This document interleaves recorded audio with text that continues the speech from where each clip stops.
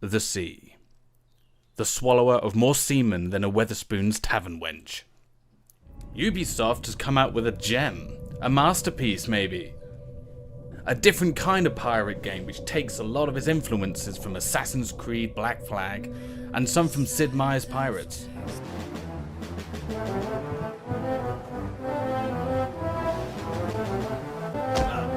But is there some murkiness in this nautical gem?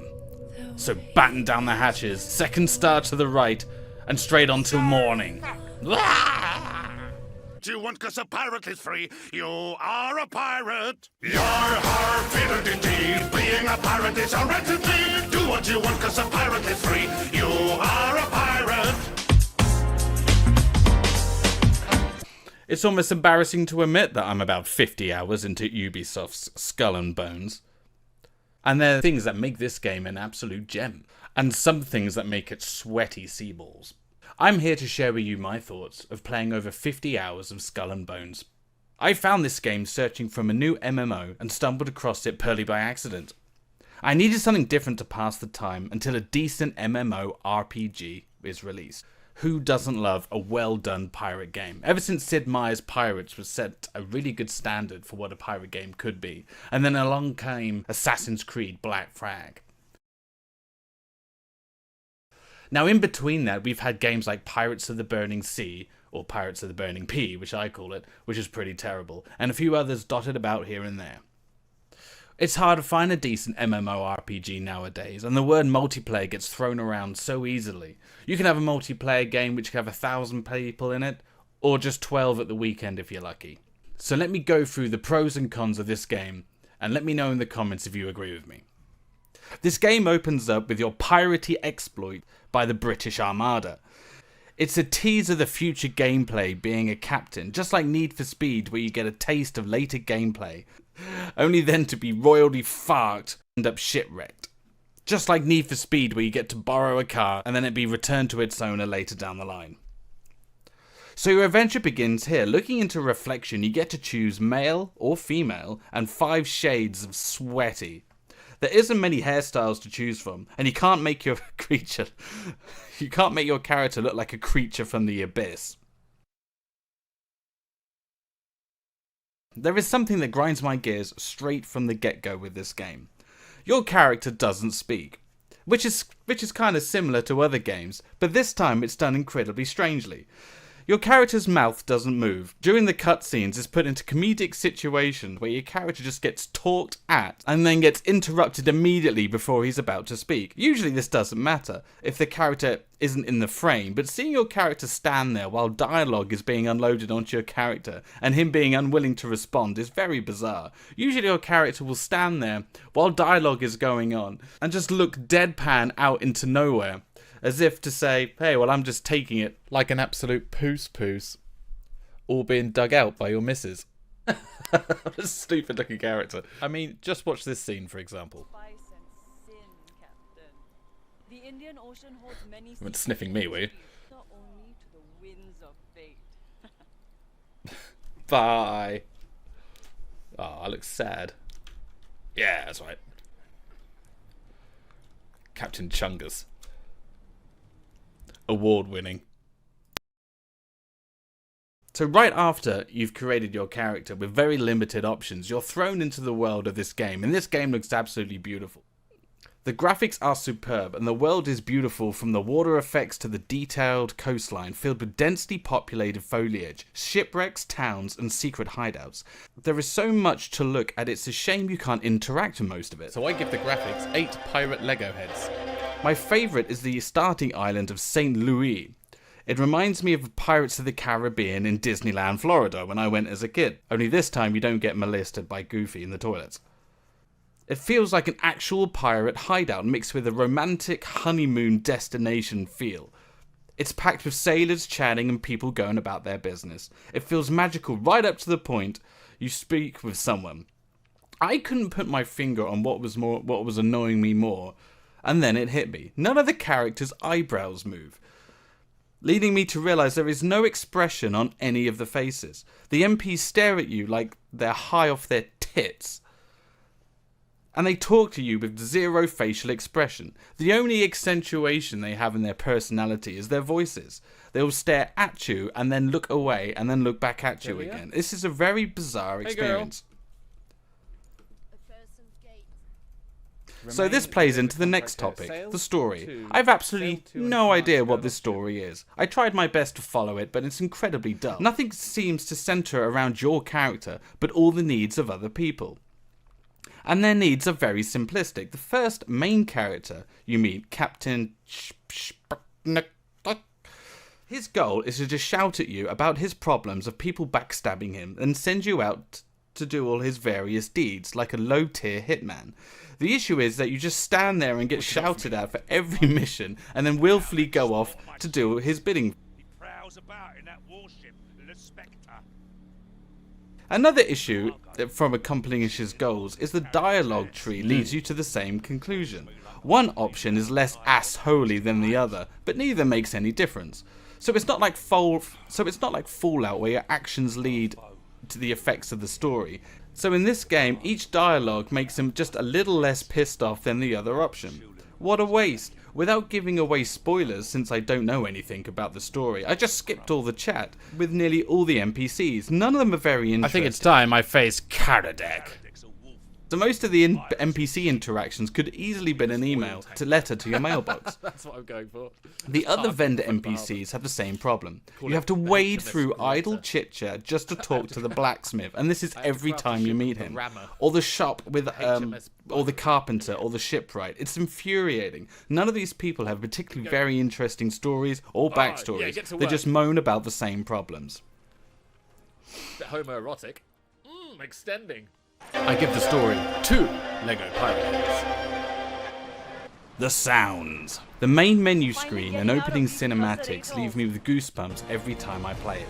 It gets the perfect balance of orchestral sympathies for each zone and keeps scaling up.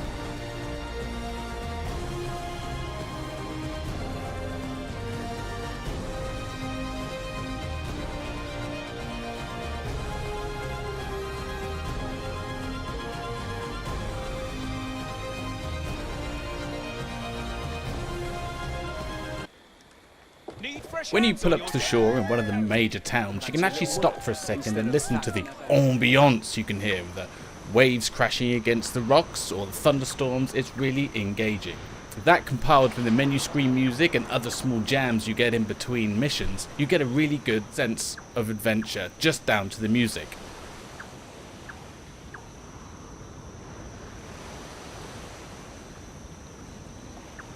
And then you set sail.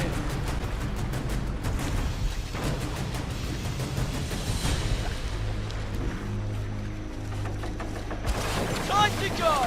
Raise her up! Quickly! Let Right, us let's go until we reach our destination! The lack of any music is quite noticeable. Sometimes your crew bursts into a hearty folk song, providing they're not shouting random phrases at you like, "What's that over there? There's treasure in that bush!" and different renditions of, "Oh, we're gonna die!" Hey, boy! Oh, my name was Captain Kidd. As I sail, as I sail. My name was Captain Kidd. As I sail. My name was Captain Kidd. The other issue is that your shipmates shout at everything in view, and this could be 200 miles away or right in front of you. You don't know. But while I was writing this, I found that you can force them into a sing-song by using a shortcut at the bottom of the energy, and a handful of songs which kind of sound like the mixture of Smelly Cat and My Old Man It Ain't What It Used to Be from The Simpsons, and football chants. Yes, these are folk melody, but there's only seems to be a handful which you can choose. She ain't what she used to be, ain't what she used to be, ain't what she used to be. If you want to make them stop, however, I just found out you just crash your boat into the mountainside and they usually immediately all stop. This gives you an idea, let them know who's boss. But why the lack of music? Give us what we want. We want to go out and listen to some incredible music that this game does have to offer in the opening cutscenes, but it very rarely happens. Unless you're being chased or about to die, all you hear is the waves lapping against your boat. Give us what we want. Nope, you have to deal with this one. No, see?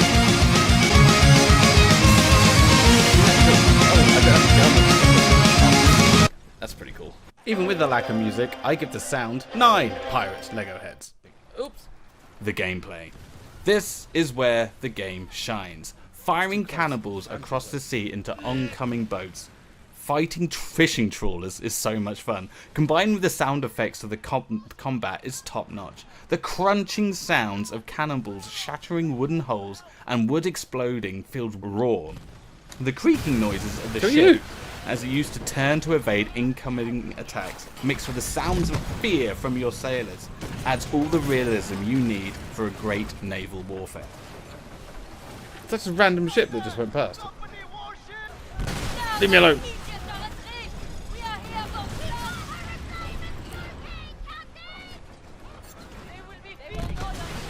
for Decking out your ship with This is so torpedoes strong. or ballistas means that the combat can get creative. However, there is a giant aspect to this game missing, and you may know what I'm about to say. Where is the melee combat? As far as I know, Ubisoft have no plans on putting this in, but this feels like a great loss to the game. One here, aspect right? to the game is when a ship is near death, plunder. you can just throw grappling hooks at it and pull the ship closer, and then a battle happens off screen, and then your pirates win every time.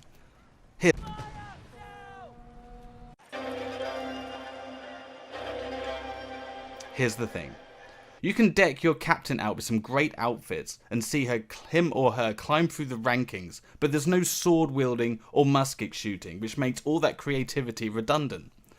Which is a huge shame, as I see this game needs to slow down.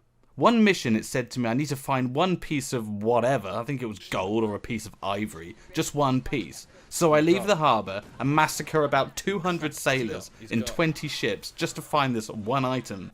And then I receive a tiny 2,000 or 200 pieces of silver. It took me 15 minutes to take out a small armada for a small piece of gratification. The point I'm trying to make is, if there was meaningful combat, when you attack other ships, it would slow down and the gameplay would be more meaningful. So rather than going out and massacring hundreds of people, which is kind of unrealistic, each boat, when you throw the grappling hooks, would consider face-to-face combat.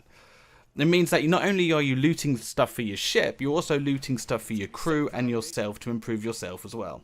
And this goes into another small thing as well. There doesn't seem to be any perks or skill points going in anything, which is kind of annoying when it comes to replayability. So at the end game, everyone can just switch in and out whatever weapons they want, and everyone's going to be very similar. You can't have someone specializing in, I don't know, torpedo warfare or ballista warfare. At the end of the game, everyone can just choose and flip things out as they feel. So there is no replayability. So most of these islands you're going to visit, you're probably never ever going to visit again. Just to go inside with how many boats you actually kill, you actually massacre a small population just leaving the harbour. Say you want to go and visit just the other side of the map to check out a new quest giver. On your way there, you by accident can run over many little fishing boats or get into a fight and end up sinking and killing about 500 people. And then you come back to the port and it kind of takes the realism out of the game. You can imagine if every single other player playing this game is doing the same thing. The whole society on this world couldn't possibly ever exist, if you get what I mean. Now, multiplayer. Oh, why not? There is multiplayer in this game, but it's far from an MMO. Maybe I just read that or found that off somewhere else, but this game isn't an MMO, so I'm going to look back at my notes to see if this game is an MMO. Multiplayer, kind of. In about 1 hour of gameplay, Hey, look, people are cheering. by logging on and playing for 1 hour, I may meet about 1 or 2 players. Sometimes in the town you see players sprint and immediately leave. There is no player-to-player interaction in towns. As far as I've found, there could be at the end game content. Seeing another player results in tiptoeing around each other and not engaging in combat, because at low levels, players have stuff to do, and there doesn't seem to be any reward on killing other players. There doesn't appear to be any guilds, and nobody seems to want to create a team. So this kind of means that the game can pretty much almost be soloed all the way right to the end. I'm guessing the majority of the team-based content is at the game, but this review isn't going into the end-game content because I'm not there yet. But as it stands, I very rarely bump into any players, and it seems like everyone's going out their business. In the small times you do meet players, it kind of is a friendly interaction treasure, but usually everyone's quite fun and friendly. Not very piratey in my opinion. I give PvP and multiplayer 2 Lego Pirate Heads. Now, if we were to go with So follow my journey over on Twitch, where I'm continuing to go through this game and finding good and bad things about it. But overall, I'm thoroughly enjoying this game, and it's hard to put on why. I wake up an hour before work in the morning to sneak an extra hour of gameplay in, and then I find myself playing it later on in the evening. I can't put my finger on. I want to find out what the end game content is, but I'm still having fun just doing piratey things, and that's not even following any of the storyline. I want to upgrade my ship, I want to get more tokens, I want to experiment with weapons. It's just fun. And now they've got a new release of add-on for it, and I'm just about to jump into that. But anyway, if you like my content, leave us a like and a subscribe. And I play on Twitch, so if you want to see some of the end game content, by the time you watch this video, I should be live on Twitch doing the end game stuff. But take care of yourself, and I hope you enjoyed my sneaky little piratey video. Bye-bye. What you want, 'cause a pirate is free. You are a pirate. Yar har, fiddle-dee-dee. Being a pirate is a rat indeed. Do what you want, 'cause a pirate is free. You